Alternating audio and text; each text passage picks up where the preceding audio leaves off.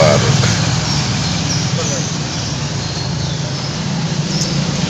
রামনগর মাঠে নামাজ পড়তে যাব। এইখানে অনেকেই যাচ্ছে, আমিও যাই।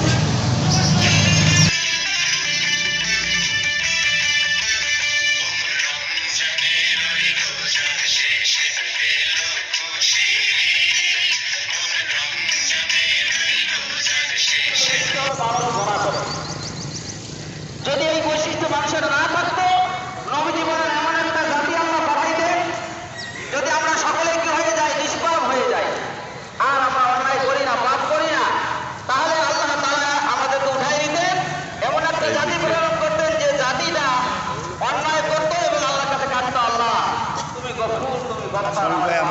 ওয়ালাইকুম সালাম। হ্যাঁ হ্যাঁ, তোমারটা তো নিব। হ্যাঁ দুলাভাই, এটা খুতবার অংশ। এই সময় আপনি ঠোঁট মেলাবেন না, জবান মেলাবেন, আপনি নিঃশুভ অবস্থায় খুতবা শ্রবণ করবেন। এটা শোনাও ওয়াজিব, পড়াও ওয়াজিব, জরুরি নয়। আল্লাহ তাআলা আমাদের সকলকে বোঝার তৌফিক দান করুন। আর নামাজ যখন শেষ হবে তখন এক দুইবার আপনি সঙ্গে সঙ্গে তাসবিহ পড়ে দিবেন। নামাজটা যখন শেষ হয়ে যাবে সঙ্গে সঙ্গে তাকবীর তাসবিহ একবার অথবা দুইবার করে দিবেন। আল্লাহু আকবার, আল্লাহু আকবার, লা ইলাহা ইল্লাল্লাহ। ইমাম যখন খুতবা চালু করে দিবে তখন যতবার তাকবীর তাসবিহ আসবে আপনারা কেউ পড়বেন না, তাতে ওয়াজিব।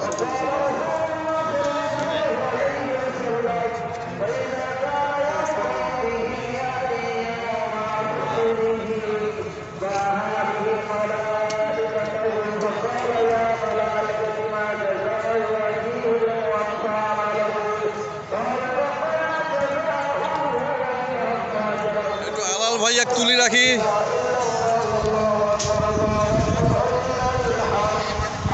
আলাল ভাইয়া ঈদের নামাজ পড়িবে আসিছে, এইটাই হলো প্রমাণ। প্রমাণ রাখি দিয়ে দিলাম। ঈদের জামাত জীবনে মিস হয় না। কি করছেন, এইটা কি ছাড়িয়ে দিবেন? এই জন্য প্রমাণ রাখি দিয়ে দিলাম। হ্যাঁ? হ্যাঁ, তো দিবে হবি। শেয়ার দিয়ে শেয়ার করেন। হ্যাঁ, একটা শেয়ার, লাইক, তারপরে আর দিয়ে কমেন্ট। কমেন্ট দিবেন ভাই একটা করে। রামনগর ঈদগাহ মাঠের জামাত দেখেন কত বড় জামাত। হ্যাঁ, ভালো হয়েছে এবার। গাড়িটা নেন। এটা কি উমর মাহমুদ? ওই যে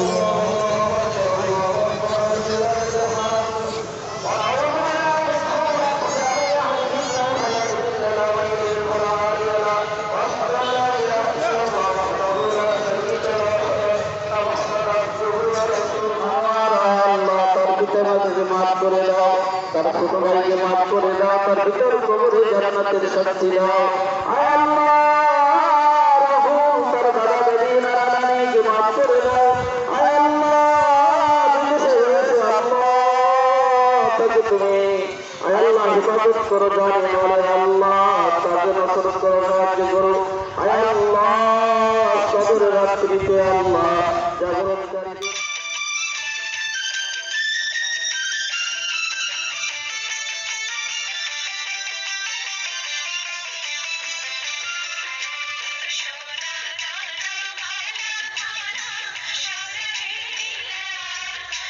ঈদের নামাজ পড়ে বাসায় আসলাম।